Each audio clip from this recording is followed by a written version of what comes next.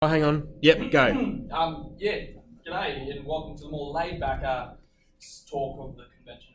My name is Christopher Whaley and I'm discussing, like the rest of you, worlds other than our own and how writers use the science fiction genre to reflect who we are and who we could be.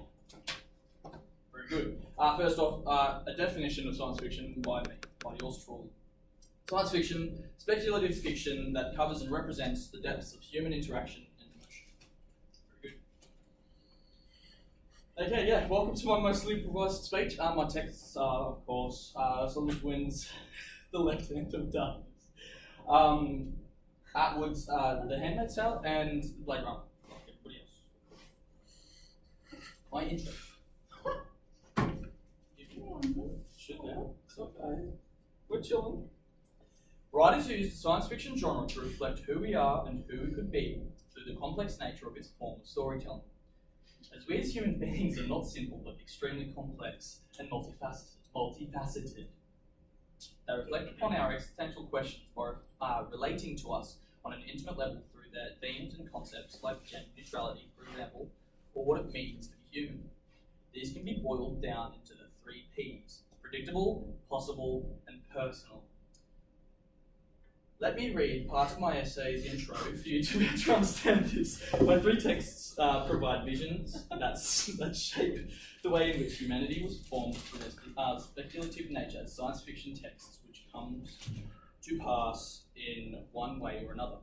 After scratching away just the surface storytelling, at its core, sci-fi intimately expounds the predictable, possible, and personal nature of humanity, bringing together different visions through its lens to give us a collaborative picture of who we are and who we could be. I'll make down what I'm saying today. So, moving on to Ursula Le Guin's The Left Hand of Darkness. I have deemed this as predictable of my 3 Ps. Writers use their stories to discuss human nature in its complexity, often predicting social and historical events that may come to pass. This can be seen in Le Guin's Left Hand of Darkness through its androgynous and gender-fluid society. Having been published in 1969, the themes and questions it brings forward timelessly addressing major concerns and topics of current political debate concerning the stance of gender neutrality and how it affects society. It is the predictive nature of this text which has proven its relevance in today's debates regarding identity through its stance as a textual pillar that represents the shades of grey that humanity can cast, due to our flawed and complex nature. Generally, I has spent more than 2 years on Winter, yet he is still far from being able to see the people of the planet through their own eyes. The concepts presented as Generally is old mate attempts to grasp an unfamiliar reality are relevant in today's societal ethical structure as we try to deeper understand those who, as an example, identify as transgender or non-binary. Through these overarching science fictional concepts, Le Guin shows and displays her representation of who we are and who we could be as an eternal speculative fashion. Speculative going hand in hand with the idea of prediction. She's basically predicted.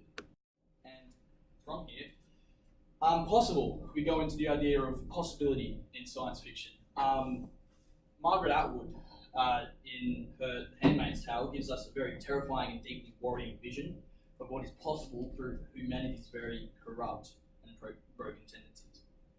A world in which female gender is treated more as an object instead of a human being is a scary and very real concept that leads us to question our own morality. Margaret Atwood has helped us understand who we are and who we could be through writing a very guttural and very scary story of which we can see to be possible through our own very flawed and horrible nature, often horrible nature. And the last P from the 3 Ps is personal sci-fi. I personally relate with the Blade Runner in a very deep way.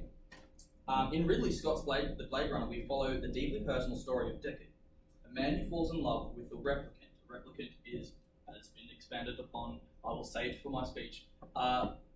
It is essentially an android that is made human and often more human and more emotive than the very seemingly bleak humans of New Los Angeles.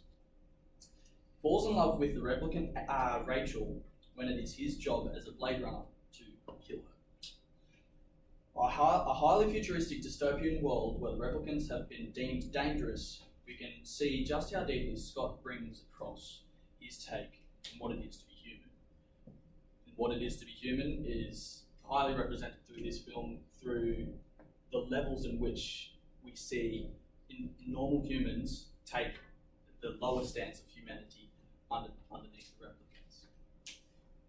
To conclude who we are and who we could be, as we can see, Ursula Le Guin, Margaret Atwood and Ridley Scott have all given us vastly different stories, all contrasting and magnificent in their own individual ways, yet beneath all the initial storytelling we can see each creator's personal commentary on human rights, debates and political topics. These storytellers have shown us what it means to be human through predicting things to happen based on our human flaw, by showing us what could be possible in this very same regard, and by overall relating to us on an intimate and personal level through these stories that have been told. It is through these things that they can convey who we are, and who we could be. My bad.